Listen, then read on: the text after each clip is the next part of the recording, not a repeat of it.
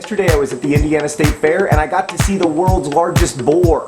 He weighs more than 1,100 pounds and he can't stand up because his body is too big for his tiny little legs. And what, you ask, is the name of the world's largest boar? Walkin' Tall. Hank Walkin' Tall, the world's largest boar who can't walk, reminded me a little bit of America's healthcare system. Depending on your perspective, he's either impressively huge or distressingly huge. So what do you do when you have a pig that's so big he can't walk? You either kill him, put him on a diet, or keep feeding him, which is more or less what the healthcare debate boils down to. I want to talk in a nonpartisan way about the healthcare debate, but I don't want to talk about death panels because they're not in the bill, and the stupid, unsophisticated debate about them has distracted from a really large and significant issue.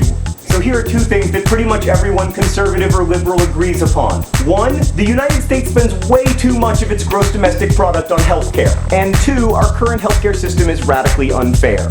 Whether you have good healthcare in America is dependent largely on whether you work for a big company, because big companies have to provide health benefits, and second, whether you have a pre-existing condition, which a lot of times isn't your fault. Some people argue that we need a sort of large-scale government-run insurance company, the so-called public option, which everyone would be able to buy into and poorer people would pay less than richer people, and then this huge government-run insurer would negotiate lower costs for procedures and also cut down on the number of procedures used. Now, even though the public option would not in any way eliminate private insurers still hate the public option because they know that the government-run insurance company will be larger and therefore more able to negotiate lower prices, which will in turn make the public insurance less expensive, which will make people less inclined to use private insurance. Then you have the people who want to put the pigs on a diet, who say that instead of a public option, we can create these sort of non-profit insurance companies that will then have to compete with private insurance. And because they won't be for-profit companies, they'll be incentivized not to work for the shareholders in the company, but instead to work for the patients they represent. Now, of course, the downside of the put the pig on the diet plan is that you still end up with tens of millions of people who have no health insurance whatsoever. And then there are the people who don't want a healthcare system overhaul.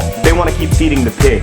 A lot of those people are happy with the current state of their healthcare, and to be frank, I think they probably don't want to pay for people who make stupid decisions. Here's the underlying problem. Even though a lot of people are screaming, I don't want socialism, no socialism, in America right now, we have a lot of socialism. We share the cost of schools and roads and the military. We also currently have socialized medicine. We just have an outrageously bloated and inefficient system of socialized medicine because there are hospitals in America where anyone can go and get treatment. That treatment may eventually bankrupt you, and it may be of poor quality, but you can get it. And I would argue that it is the inefficiency of our socialized medicine that in the end makes healthcare so much more expensive than it is anywhere else in the world.